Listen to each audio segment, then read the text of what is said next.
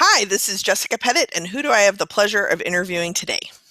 Hi, I'm Murdoch. I'm a retired Army Lieutenant Colonel, and about 3 years ago, I made the really difficult decision to finally deal with my lifelong gender dysphoria, and I transitioned from living as a very successful male to living as my joyful, happy, and still successful, authentic self is Ann Murdoch. And I had the opportunity to share my experiences at the Department of Veteran Affairs LGBTQ Pride Month a few years ago and got a good response. And the amazing thing was that when I shared my story, more and more people would share their stories of overcoming adversity or difficulties or challenges that they've been through.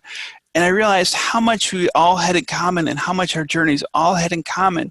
And I thought, well, if I can use what I've learned and through my own experiences and through the experiences of other people, friends of mine, and people that I've talked to help on this shared journey that we're all really going through, then, I need to do that. So I started speaking to a number of events and at some different federal agencies and things like that. And just that's how it all got started.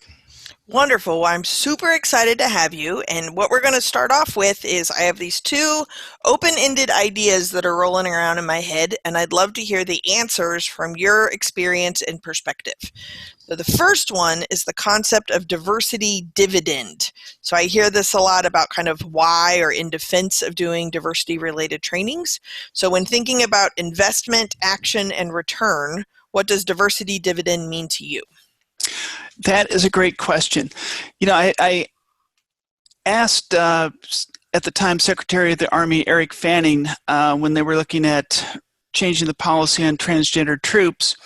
And his answer, I asked him if they collected any data on it because when I was in the Army at the Army G1, which is a Chief Personnel Office, we did a lot of data collection and we worked with RAND closely to quantify the issues that we were dealing with and to measure the impacts of our programs and things that we were doing. And his answer was basically, it's so obvious, it's so well documented that we really don't need to even collect more data on it. We know that diversity is a force multiplier. Mhm. So I think it pays off in a lot of different ways. University of Michigan Professor Scott Page did a lot of work on the diversity dividend and the benefits of diversity and inclusion, and how diverse and inclusive teams consistently outperform groups of experts in solving complex problems. And he was specifically referring mostly to intellectual diversity, but other measures of diversity such as gender, racial, ethnic, socioeconomic, geography, academic discipline, economic background, history, immigration status, all those things are sort of proxies for different ways of thinking about things and different ways of approaching problems. And when we can gather those diverse thoughts and opinions and viewpoints into one group and we effectively lead it, then we can reap those benefits. I really do think, though, that diversity is kind of like rocket fuel. If it's handled correctly, it can take us to really great heights, but if we just have a diverse group and we don't integrate everybody properly, it can blow up on the launch pad and can have really bad results. Absolutely. It's cool to hear the different answers from people's different experiences, and I don't know that it's been compared to rocket fuel before, so thank you very much for that. The second open-ended concept that I've been rolling around with is asterisks, other duties assigned. Sometimes these are things that are assumed you'll do because of your identities, and sometimes these are things you volunteer to do to build your own community. What does asterisks, other duties assigned mean to you? I've noticed since I transitioned that a lot of the traditionally female roles kind of fall on me. And that's been an interesting thing to observe. And that's really not appreciated. But I do value the opportunity to help build the community, the LGBT community within my agency and elsewhere by being visible, because visibility is so important. That has helped save my life where other people have been visible and open about what they're going through. And I feel like I need to pay that back. And I've had a number of parents, especially of trans kids, come up to me, and I think really they just want to know, is my kid going to be okay? And I Hmm. can say, I can show them that they can be. I think I'm doing pretty well, and there's no reason why they can't also. So that's the part of it that I really embrace. I have had people that work for me that are in different minority groups and things like that share that they don't want to be the face necessarily of that group. They just want to show up and do their job and work and not have to bear that responsibility for potentially millions of other people that just happen to share a characteristic with them. So I think that really needs to be thoughtful and deliberate. And before we do those asterisk duties, we need to make sure that we have that person's consent. Yeah, absolutely. I think that it's fascinating when we start talking about how we reward or show gratitude or pay people for this kind of extra efforts as well. And also, and you and I have spoken about this too, is that you also have the opportunity to be one of the only people some people get to meet to find out that it's going to be okay and that there is a community out there. So it goes both ways. Excellent. So the thing that I also like doing in these interviews is really highlighting the difference that each one of us, based on our identities and our experiences and things like this, and why we were called to do this work and how we were called to do this work. And as I've been interviewing people with 50 years experience or 3 months experience, I'm just getting started. What I think is really interesting is the call to do the work just gets clarified more and more and more over time. And in our conversations, I really thought you had a very interesting kind of cycle of, I believe, if I'm quoting you correctly, trading in privilege for authenticity. Can you talk a little bit about that in your call to do this work and how your experience has led you to do the work the way you do the work? What really was a struggle for me was I was in this place, I was kind of the embodiment of, I was presenting as white, male, cis, military, uh, which a lot of people just automatically show deference to, married, suburbanite, all these things that are considered the epitome of the good life, if you will, or the American dream, or whatever, however you want to phrase it. And to let go of that because I had to, because I knew I had to survive, was really scary because I was kept thinking, who sacrifices that? Who willingly gives all that up? But I knew I had to. And that was the biggest hurdle for me in my transition. But since I've come to see life and the subject of diversity and inclusion from a whole different perspective. I realized I didn't know much. I didn't know much before, and there's so many things that people held back from me. For example, I worked with an African American gentleman for about 2 years. And after I transitioned is when he shared with me what it was like to be the only black guy where he worked in the Midwest, Mm. and how women would cross the street when he walked down the street, and how that affected him internally.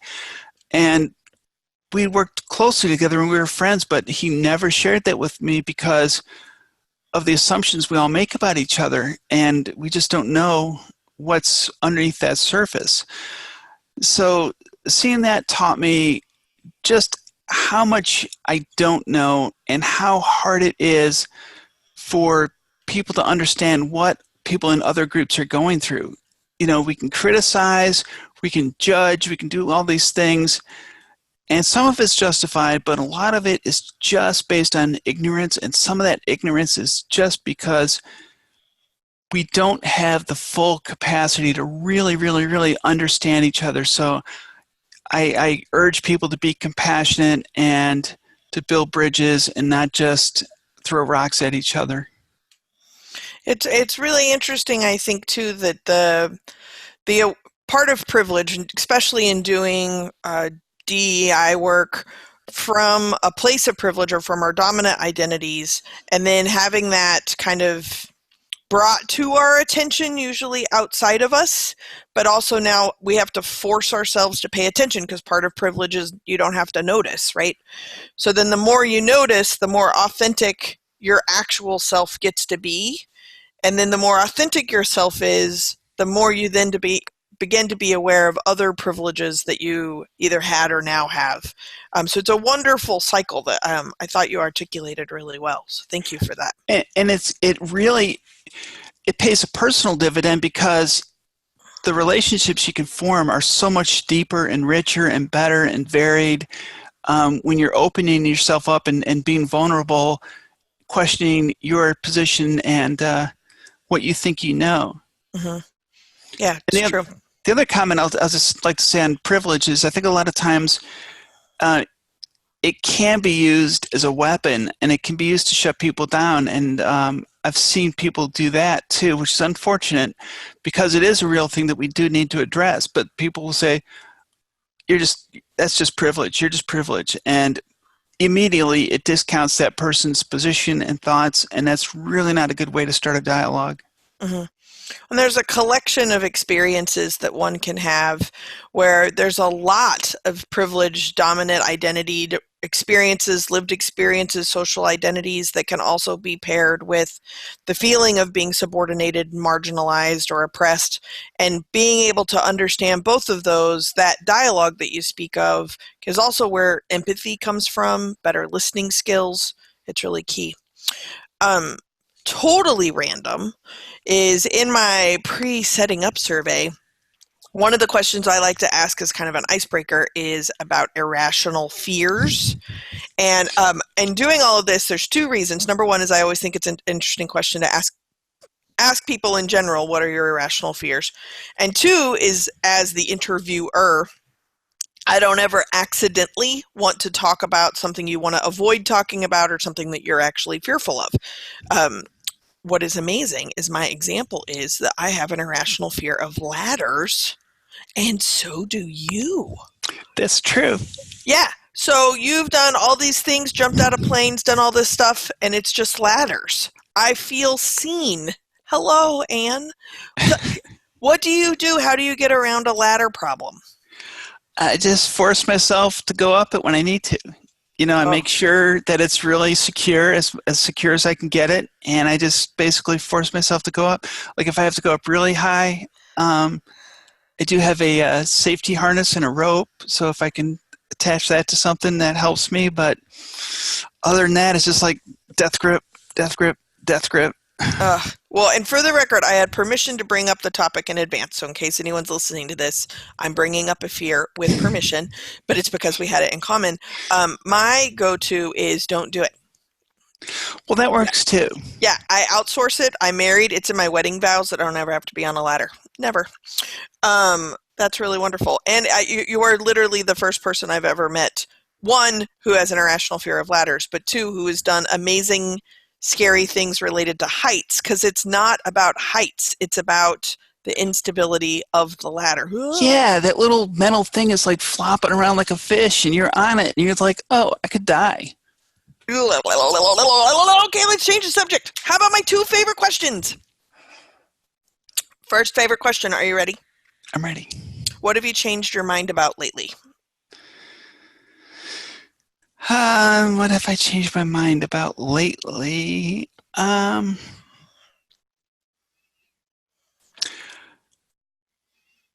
guess it relates to privilege and kind of what we talked about. I'm not sure if it really qualifies as changing my mind or just having something brought to my attention, but I used the phrase somebody was off their meds in a flippant way, and I got called out for being ableist on that. Mm-hmm. Yep. And my first thought was, oh no, you can't take a joke. Defend, defend, defend. As Jolly Chugash in her TED Talk said, we go into the red zone when we're called out like that. And I immediately did. And I had my response all ready to go on Facebook and all that. And I changed my mind and said, you know what? They're right. They're right. Mm-hmm. There's no way to really take that as a joke. Right. And you think about the impacts things like that have on people that love somebody that is on the butt end of a joke like that, like a trans person or a gay person, or pick your category. It's hurtful. It's hurtful to the person, and it's hurtful for everybody else that loves them. And I've known people that have had that were bipolar or suffering from depression and things like that. I mean, I suffer from it, and I wouldn't want somebody saying that about me. So I had to change my mind about how I thought of myself, and kind of had to bring myself back to a place of humility. And it's a really wonderful example of slowing down and noticing. So not just like, oh, look, I'm getting defensive. I should notice this. And the other piece is that things are really complicated, right? Like there's a lot of reasons that people are off their meds, quote, quote, and they don't want to be, right? Like Yeah. maybe they're pregnant. Maybe they couldn't afford their medicine this time. Maybe they've been out of town. Maybe they forgot it. Maybe their bag got stolen. Maybe it has really adverse side effects for something else. So they're trying to figure it out, right? Like it is interesting. And when I try to notice like, whoo, I'm getting fired up from a defensive place. And then I also try and notice like, what are the at least 3 other possibilities, right? And if I can slow that down, then it diffuses my defensive patterns. Great answer. Okay, next favorite question. What do you absolutely know? I absolutely know who I am. Mm-hmm. I do. Beautiful. I've known since I was 4.5 that I wasn't a boy. Mm-hmm. And it just took me 50 years to get where I am. Well, congratulations. And that's a wonderful answer.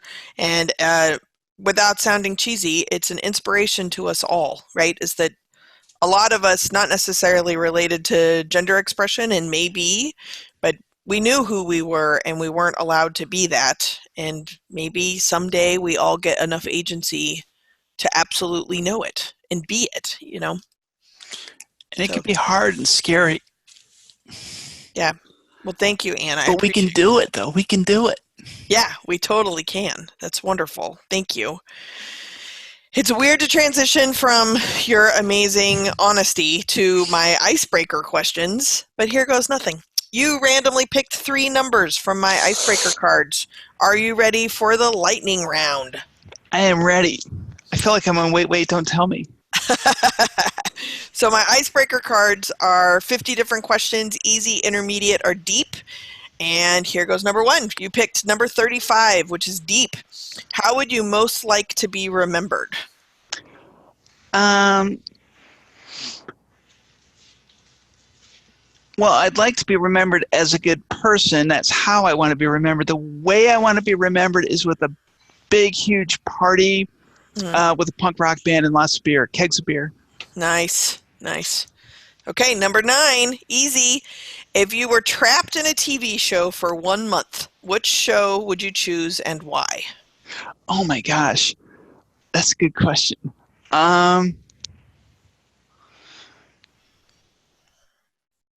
would go with The Marvelous Miss Maisel.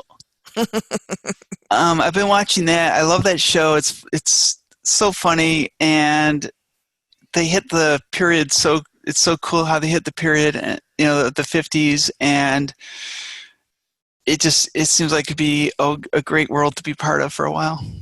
Super good. Okay, and then last one, number 43 is deep. What is the biggest problem facing the world today and why? I think the biggest problem facing the world today is the tribalism, that we still kind of bring with us from our earliest ancestors. I kind of liken it to, our hunger is a instinct that kept us safe, and our craving for every calorie we could find was important when we were all running around chasing, I was going to say dinosaurs, but that's not scientifically correct. But, beasts. Chasing our dinner with a stick, and we never knew when our next meal was coming from. But now that instinct can cause us health problems if we overeat and we get overweight. You know, Mhm. it can come with a whole. So it's an old instinct that used to serve us well, and now it can be a problem. And the same way with back in the primitive days, you know, being around people like us would help keep us safe in our tribes, and we band together to protect ourselves from others. But now we're global, we all talk to each other, and it's really just causing a lot of distress and violence and unnecessary pain and misery. And we just have so much more in common than we do differences. You know, I think about some of the conflicts that have happened in the world. I was in England when there was an IRA bombing. My cats decided to join me. Um, Excellent. there's an IRA bombing right near where I was staying. You know, and to the rest of us, we can't really even distinguish the Northern Irish and the Republican Irish back in those days. But they're killing each other over that. And in Afghanistan, so many of the things that they were killing each other over, the Americans couldn't even tell who was who just Hmm. by just visually. Um, and I just wonder why we do that to ourselves, why we find these little things to fight and hurt each other over. Yeah, that's a great answer. So, because cats like cameos, do you want to hold her up and tell us her name? She doesn't want to be held up. This is Zoe. She's Hi, Zoe. acting like a cat, Hi. Excellent. So, and Anne, if she's about 12 years old. oh wow, if folks wanted to get in touch with you or Zoe, how would they go about doing that? Well, they can find me on Facebook or LinkedIn, or they can go to my website, murdoch.com. Excellent. Well, Anne, thank you again for all of your work and your authenticity and being part of this weird little show experiment I got going on. Well, this is great. Thank you so much for having me on. It's just been an absolute pleasure.